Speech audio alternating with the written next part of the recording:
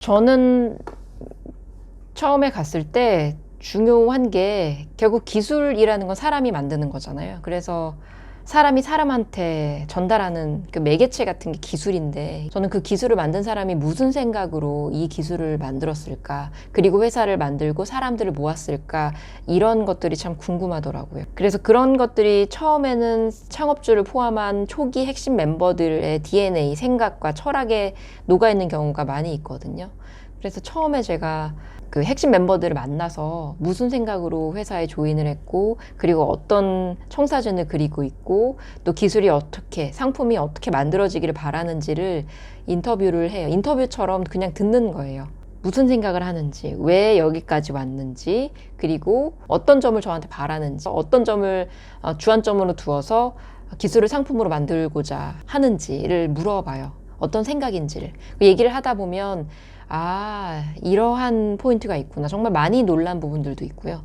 생각 자체가 다른 사람들도 많아요. 그냥 정말 무에서 유를 창조한 사람들처럼 정말 안 될 것 같은데 이게 어떻게 가능하지? 이걸 어떻게 여기 이 스테이지까지 끌어올렸지 싶을 정도로 저변이 정말 없는 데서 조금씩 만들어서 그 수긋한 시간과 우여곡절과 실패와 또 성공을 겪으면서 여기까지 올라온 거거든요. 그럼 그 사람들이 가지고 있는 스토리가 굉장히 풍부해요. 저는 그게 알고 싶거든요. 그게 기술이 시장에 나갈 때 고객에게 전해지는 그 가치라고 생각해요. 어떤 생각으로 이걸 만들었구나 하는 게 처음에는 잘 전달이 안 될 수도 있지만, 그러나 궁극적으로 정말 그런 메시지를 담고 있는 제품이 끝까지 시장에서 호응을 받고 살아남을 수 있다고 생각합니다. C레벨 분들부터 시작해서 팀장님들, 또 팀원분들, 그 기술자 팀들도 되게 다양하게 나뉘거든요. 그 시스템을 구현하고 정말 고객에게 맞닿아 있는 곳들도 있고, 핵심 기술을 담당하는 사람들 팀이 있고, 이걸 디자인 팀 따로 있고, 이렇게 여러 가지로 나눠져서 그 팀 안에서 사람들이 무슨 생각을 하는지 물어봐요. 그리고 이 회사에서 어떤 일을 하고 싶은지 이런 것들을 물어봐요. 그런 것들이 어느 순간 들어가더라고요. 담겨지더라고요. 근데 그 많은 말들 중에서 내가 원하는 건 딱 그 한마디였는데, 그 한마디를 들으려고 그 시간들을 쓰는 거예요. 근데 그게 저는 제 시간을 낭비하고 효율적으로 쓰지 못했다고 생각하지 않아요. 이 한마디가 나오기 위해서 앞단에 필요한 내용들이 분명히 있었을 거고요. 그 사람이 가지고 있는 이거를, 내가 듣고 싶은 그 한마디를 듣기 위한 전 단계였기 때문에 충분히 의미가 있다고 생각하고요. 그건 것들을 어떻게 제가 이해하게 됐냐면, 제가 마케팅을 열심히 할 때 처음에 이제 제품에 포커스를 하잖아요. 고객을 생각해서 브로셔나 판촉이나 메시지를 뽑고 행사를 준비하고 하다 보는데, 수없이 많은 커스터머한테 다 1대1로 갈 수 있는 게 아니고, 마케팅은 이제 세일즈 팀에게, 그 유통을 담당하는 이제 세일즈 팀하고 이제 그 메시지를 전달해서, 그럼 그 세일즈 팀이 얘기를 하는 건데, 세일즈 팀마다 그 메시지를 이해하고 그리고 전달하는 게 다 달라요. 개인적인 역량뿐만 아니라 이 사람이 펀더멘탈로 무슨 생각을 가지고 있는지에 따라서 제품이 고객에게 전달될 때 다르게 보여지는구나 라는 걸 제가 깨달았어요. 그래서 제가 정말로 주안점을 두는 것이, 제품을 이해하고 나서 판촉물을 만들고 판촉 행사를 기획했다 하더라도 실제로 오퍼레이션 수행하고 고객에게 정말로 메시지가 전달될 때는 그것을 전달하는 사람이 이 메시지를 잘 이해하고 있는지를 확인하는 한편, 이 사람이 어떤 생각을 가지고 있어서 어떤 부분을 같이 자극해서 같이 동기부여를 해서 메시지를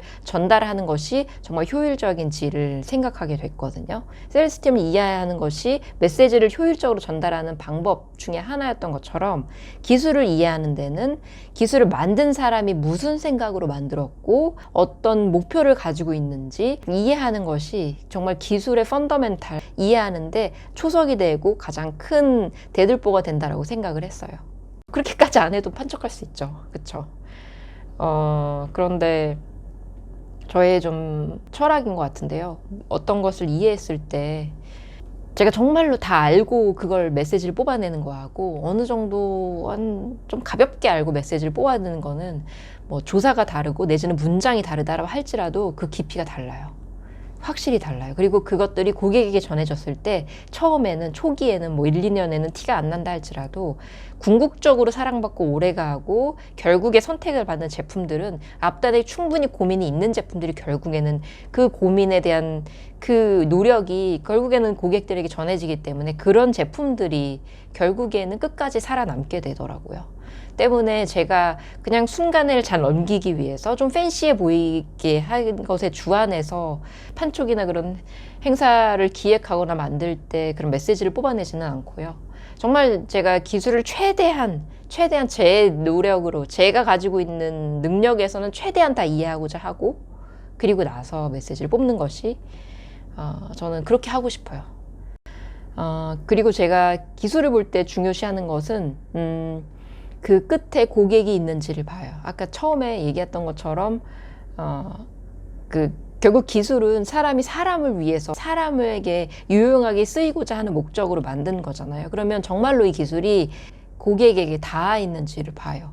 뭐 공식적인 사소한 공식적인 그런 메시지, 그런 회사의 이름이나 뭐 뜻, IR, 뭐 분기나 때마다 하는 공식적인 프레젠테이션 여기에도 담겨 있지만 그 안에서 생활하는 사람들의 생각과 그때마다 내리는 사소한 결정, 매일매일 내리게 되는 사소한 데일리 디시전에도 녹아 내려가 있어요. 이를테면 어떤 부품을 내가 이걸 선택을 했다. 누가 선택을 했다고 하면 왜 이걸 선택을 했는지를 물어봐요.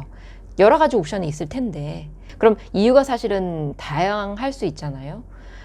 테크니컬적인 이슈도 있을 거고 이게 펑셔널 기능적인 부분에서 잘 이제 살리기 위해서 내지는 경제적인 부분도 있을 거고 또 공급을 잘 받기 위해서 공급이 잘 되는 부품을 골랐을 수도 있고 공급자나 소비자의 편의를 위해서 내린 이유도 있을 거고요. 그런 것들이 모아졌을 때 하나의 상품이 되고 즉 기술이 이제 상품화 되는 것이고 그게 정말로 고객을 향해 있는지 사람을 이롭게 하기 위해서 이게 만들어지고 있는 것인지를 살펴봅니다. 그거는 숨길 수가 없거든요. 그런 것들은 처음에는 호응을 받지 못한다 하더라도 내가 당신을 향하고 있습니다라는 메시지가 있는 제품은 결국에는 통할 수밖에, 그 진정성은 통할 수밖에 없다라고 저는 생각을 합니다.